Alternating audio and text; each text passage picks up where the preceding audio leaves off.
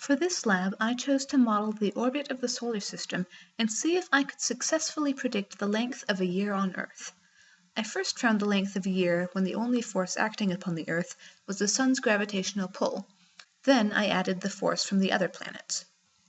I predicted that the year length, with all the forces included, would be more accurate than the year with only the Sun's gravity. After finishing my lab, I found my prediction to be true. In order to model the orbit of the planets, I used Newton's second law as well as his universal law of gravitation. For simplicity's sake, I chose to only model the first 6 planets, and only model them in the x and y plane.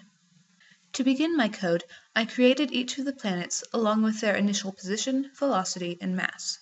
All this information was given in the prompt online. Then I created a while loop. Inside, I calculated the force of the Sun upon the Earth using Newton's universal law of gravitation. Using the same principle, I calculated the force of all the other planets upon the Earth as well. Fnet is the sum of all these forces. It has to be negative because it is multiplied by r hat, that is, the unit vector pointing from the Sun to the Earth. The negative sign reverses that direction, making the force point towards the Sun instead. I then updated the Earth's momentum and used that to update the planet's position using Newton's second law. I incorporated the same process for each of the 6 planets. This is what the model looks like. The sizes of the planets and the Sun are not to scale, but the distances between them are. The blue planet is Earth. After I finished modeling the planets, I investigated whether or not my model accurately predicted the length of a year, that is, one orbit of the Earth around the Sun.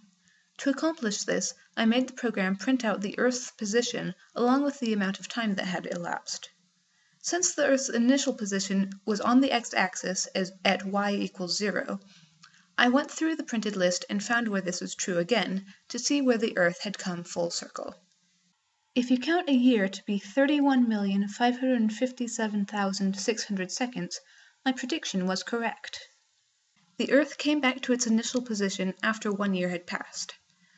Looking at 5 orbits around the Sun, I calculated the average year length to be 31,562,280 seconds. This is only 1.3 hours more than an actual year.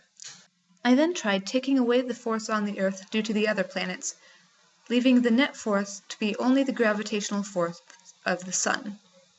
In that case, the average year length was 31,567,320 seconds, which is 2.7 hours more than an actual year. This is still quite close, but it is over 2 times as inaccurate as the previous calculation. This means that I was correct, and the gravitational pull from the other planets did make the model's year length more accurate. However, it still was not exact. The difference between a year in the model and a year in real life may be due to the fact that I only included the forces from the Sun and the first 6 planets, and nothing else.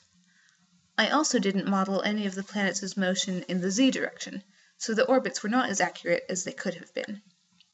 In conclusion, my model of the solar system accurately predicted the length of a year on Earth, and the prediction was even more accurate when the gravitational forces from other planets were factored in.